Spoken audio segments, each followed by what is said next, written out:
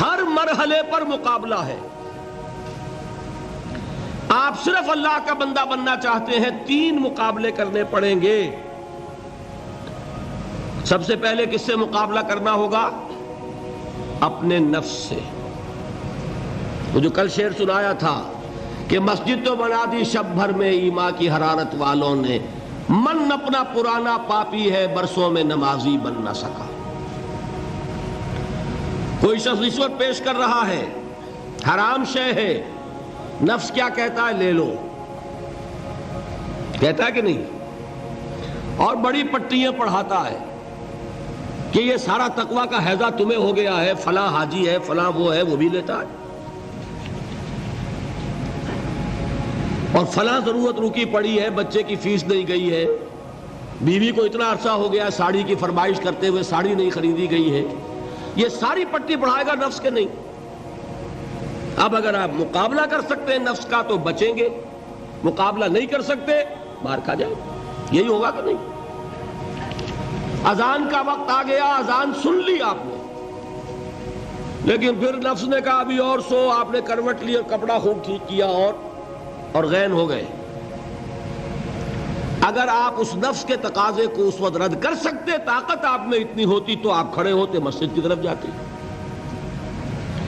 گویا کہ بندگی رب کے لیے سب سے پہلا جہاد کس سے کرنا ہوگا؟ نفس.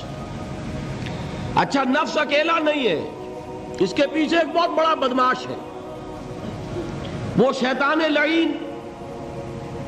وہ اسے اکساتا رہتا ہے، پھونکے مارتا ہے. الذی یوسوس فی صدور الناس، اشتعال پیدا کرتا ہے، پٹیاں پڑھاتا ہے، برائی کو مزین کرتا ہے، بے حیائی کو فیشن کا نام دیتا ہے، ناچ گانے کو وہ کلچر کا نام دیتا ہے.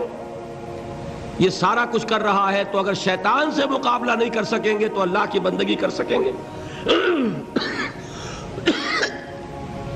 تیسری چیز، معاشرہ بگڑا ہوا ہے. بگڑے ہوئے معاشرے کا ایک دباؤ ہے آپ پر.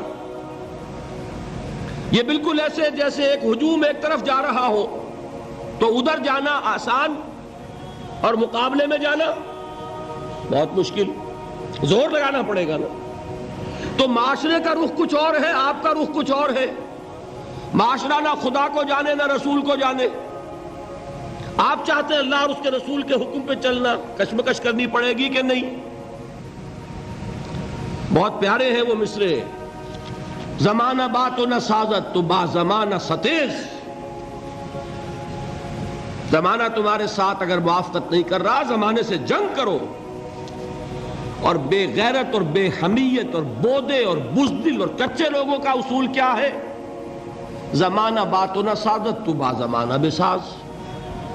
زمانہ تمہارے ساتھ موافقت نہیں کرتا، بھائی تم زمانے کے رنگ میں رنگے جاؤ. آسان راستہ کون سا ہے؟ زمانہ تمہارے رنگ میں نہیں آتا، تم اس کے مطابق ڈھل جاؤ، کوئی تکلیف ہوگی. اور زمانہ تمہارے ساتھ اگر موافقت نہیں کر رہا، تم زمانے سے لڑو، تکلیف آئے گی کہ نہیں؟ 3 جہاد کرنے پڑیں گے تو انسان اللہ کا بندہ بن سکے گا. بات سمجھ میں آئی؟ اسی لیے جب پوچھا گیا حضور سے ای الجہاد افضل یا رسول اللہ، اے اللہ کے رسول سب سے افضل جہاد کون سا ہے؟ آپ نے فرمایا ان تجاہد نفسک فی طاعت اللہ. سب سے افضل جہاد یہ کہ اپنے نفس سے جہاد کرو، کشمکش کرو، مقابلہ کرو، تاکہ اسے اللہ کا مطیع بناؤ. یہ جہاد ہے افضل الجہاد. پہلے میں نے کہا تھا پہلی منزل سب سے اہم، تو جو پہلی منزل کا جہاد ہے وہ افضل الجہاد. بالکل 2 اور 2 4 کی طرح کی بات ہے. اور اسی کو کہا گیا جہاد اکبر. جب آپ غزوہ تبوک سے واپس آئے ہیں، آپ نے فرمایا مسلمانوں یہ نہ سمجھنا جہاد ختم ہو گیا. رجعنا من الجہاد الاصغر الى الجہاد الاکبر. وہ تو چھوٹا جہاد تھا جو ہم کرنے گئے تھے کافروں سے خلاف. یہ بڑا جہاد ہے جو مدینے میں رہ کر ہوگا، ہر آن ہوگا. وہ تو کبھی ہوتا کبھی نہیں ہوتا، یہ ہر وقت ہوتا ہے. ہر صبح ہوتا ہے، ہر رات ہوتا ہے، ہر شام ہوتا ہے، ہر لحظہ ہوتا ہے.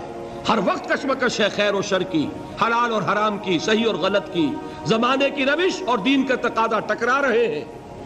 آپ اگر اس راستے پر پہلا قدم رکھیں ایک عزم کے ساتھ تو ہوش ٹھکانے آ جائیں گے، دن میں تارے نظر آئیں گے، 14 طبق روشن ہو جائیں گے کہ دین کا نام لینا آسان ہے، چلنا بہت مشکل ہے۔ چمی گویم مسلمانم بے لرزم کہ دانم مشکلات لا الہ را۔